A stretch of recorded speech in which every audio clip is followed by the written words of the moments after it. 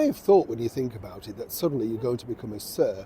You might be a little bit more grateful. We're talking, of course, about the current Mayor of London, Sadiq Khan. That's right, a man who inexplicably is about to be knighted for whatever reasons. And it's fascinating to think, isn't it, that even though, of course, he's not getting noticed or indeed heard, well, simply he's now decided to make sure it becomes incredibly difficult and unsavoury for none other than His Majesty the King, King Charles III.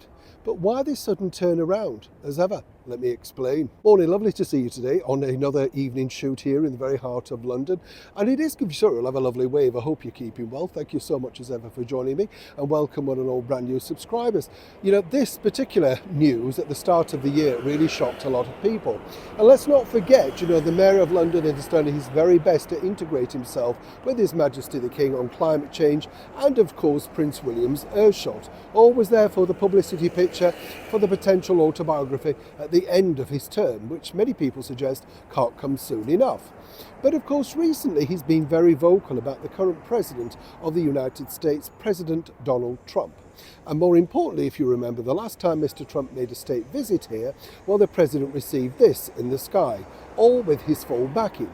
Now, here's where it gets really difficult, you see, because the problem that you have now with Mayor Khan, as he likes to be called, soon you'll have to call him Sir Sadiq, I kid you not, is the fact that, you see, he's very much anti-President Trump, and more importantly, sticks by everything that he said previously and is not taking it back. See, it actually gets worse because, of course, this is the mayor that decided the fourth plinth couldn't celebrate the late Queen Elizabeth. Yes.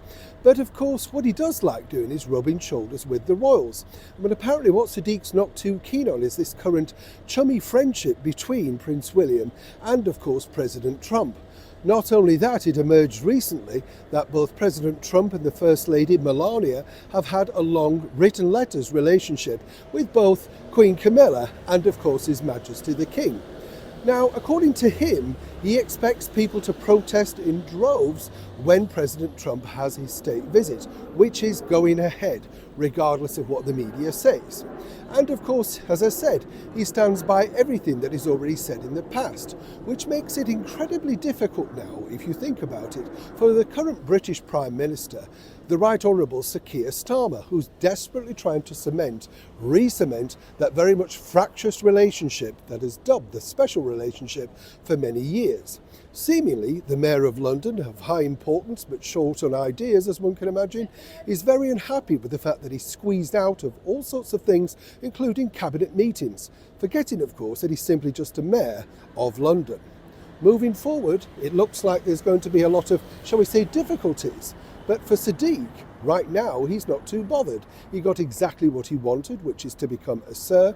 And more importantly, he sees himself as a very powerful player, although be it on a very small platform.